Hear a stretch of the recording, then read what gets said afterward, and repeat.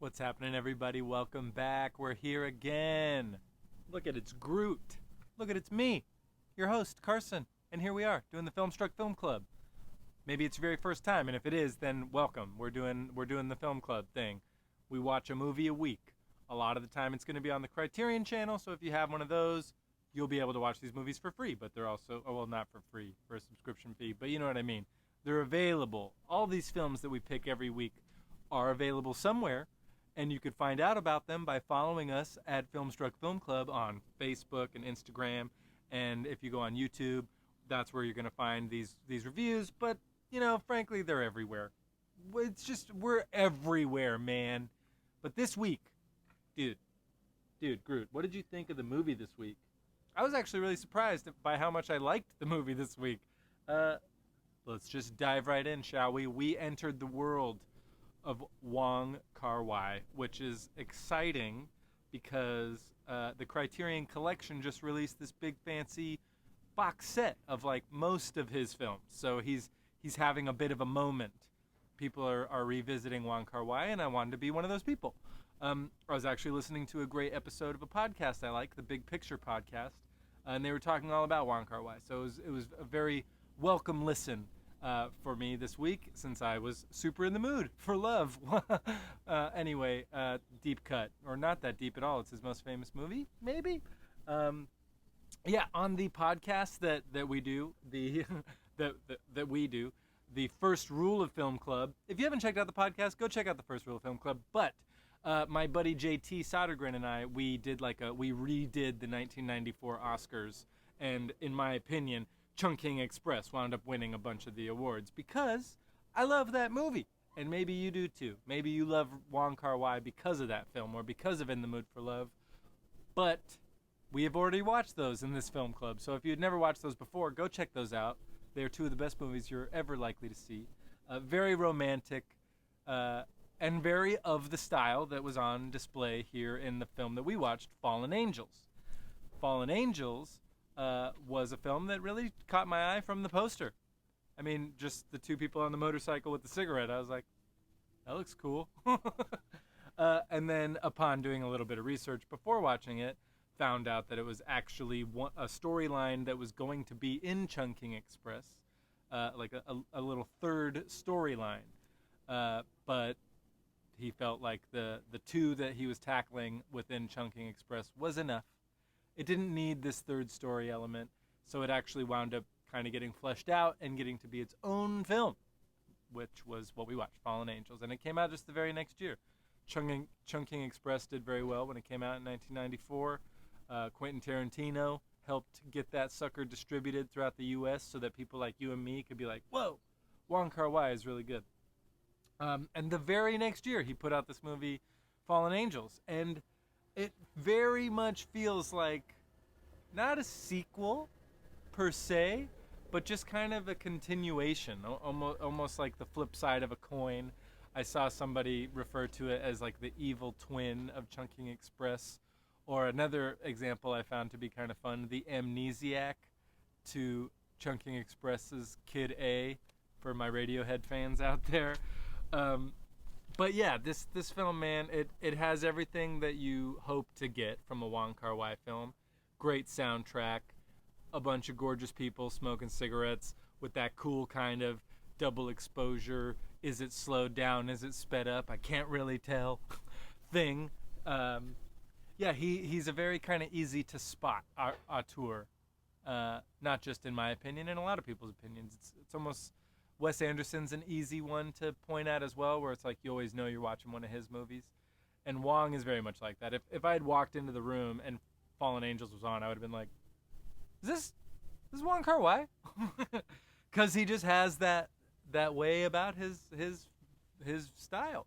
Part of it is that he I don't think they work together anymore, but like all of his films had the same DP. Christopher Doyle is very much responsible in many ways for the look of Wong Kar-Wai's films. I also read that they deliberately used more like wide-angle lenses and close shots for Fallen Angels to differentiate itself from Chungking Express, and I thought that was just kind of a cool little tidbit. But I was immediately brought in by it's very kinetic, right? The handheld camera work is exquisite. But I almost got like drunk from this film, and I don't mean that like I got dizzy or something. I wasn't uncomfortable. I was having a good time, right? It was like champagne at a wedding drunk. It was like you're having a good time. Um, and it just like I immediately kind of was like, here we go again. Like you did it again, man. Just making dope shit happen. If you've never seen Chungking Express, there's a Cranberry song sung in Mandarin or Cantonese, and there's Mamas and the Papas, California Dreamin'. Is like both of these songs kind of happen a lot in that film, or at least they feel like they do. And in this film, there's some recurring musical themes as well. One in particular is this blues song that just like anytime it came on, it was just so suited the mood. I realize I haven't even told you like kind of anything about the movie. It's about some hitmen, or rather a hitman, and him and this woman who's like his partner, maybe partner in crime. They seem to like alternate use of this hotel room that she gets way more use out of, if I'm being perfectly honest. There's some really cool shots of her masturbating on this bed in this hotel room, and it wasn't like, I don't know how to put it other than like it was just great.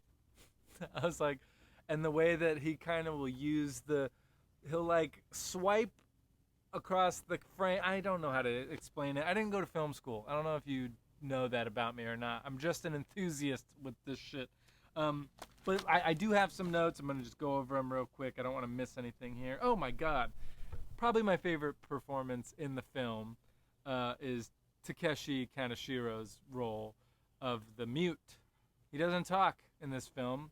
There is a narration, so we do get to hear his like thoughts, but he doesn't talk in the movie. He's very much a silent character, and he kind of has this very Buster Keaton sort of energy in all of his scenes. He like breaks into stores and opens them when they're closed, and like will sell their shit. It's pretty great.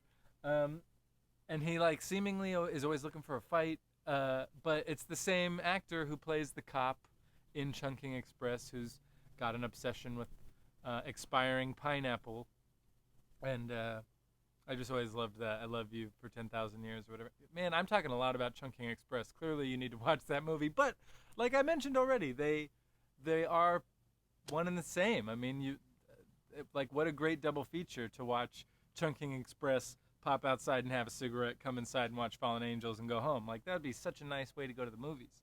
But yeah, a lot of neon, a lot of nighttime, very grungy feel, which is very 90s. It's fun to kind of like see the 90s now through the lens of Wong Kar-Wai and kind of really understanding for once how influential he was on everybody. It's like the podcast I mentioned that I was listening to, they talk about how he gets shit sometimes because his movies kind of look like a perfume commercial on MTV. And it's like, that's such a good way to put it. Roger Ebert put it like this: Hong Kong wildman Wong Kar-Wai, whose films give the same effect as leafing through hip photo magazines very quickly. I just love that way of looking at it.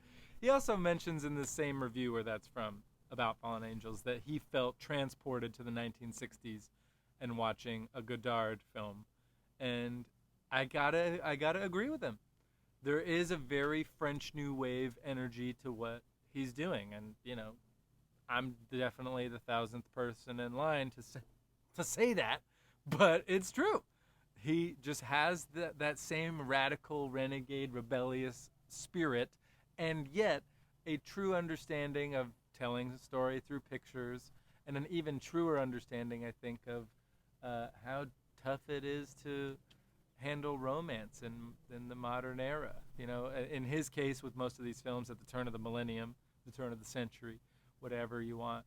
But a lot of his films, this one very much so, deal with, you know, missed connections, unrequited love. These things are very present in a lot of his work, and definitely here. But yeah, Takeshi Kaneshiro, man, he's just such a handsome guy, such a great fucking movie star. Uh, yeah, just love looking at him. He's great in both these films. Um, and our hitman and his partner are both great too. I love the sections of this film that are in black and white. They happen sparingly, but when they do, always to great effect. Uh, in particular, there's one kind of elongated shot towards the end where it almost looks like it's like black and white, but it almost looks like watercolor, almost like a rotoscope sort of thing happening on top of it. Like the whole shot is black and white and seemingly underwater, maybe, but like in slow motion. I don't know. It's just very cool. I was just like, that's the thing. Wong Kar-Wai is just cooler than everybody. He's just cooler than fucking everybody. He's always wearing his sunglasses, and he's always smoking. He has just this great sense of humor, and he understands cinema way better than I do. Let's see here. Lots of quick cuts and frenzy. Those wide-angle lenses are so great. Yeah, man. Hypnotizing, delightful. Just fucking can't get enough of it. I hope I can save up enough money to get that box set because that World of Wong Kar-Wai box set, baby, looks so good. So yeah, I hope you got something out of this film. If it was your first time watching a Wong Kar-Wai movie, try In the Mood for Love or try Chungking Express because I get it. This one's kind of out there. So if you like kind of out there movies and you haven't watched Fallen Angels, go check it out. Last thing, The Village Voice in 1999. They put out their favorite movies of the 90s. And this film was actually named number 10 ahead of Chungking Express at number 12. So The Village Voice very much liked this film the most out of Wong's 90s output. But yeah, man, we'll have another great pick, I'm sure, for us next week, won't we, Groot?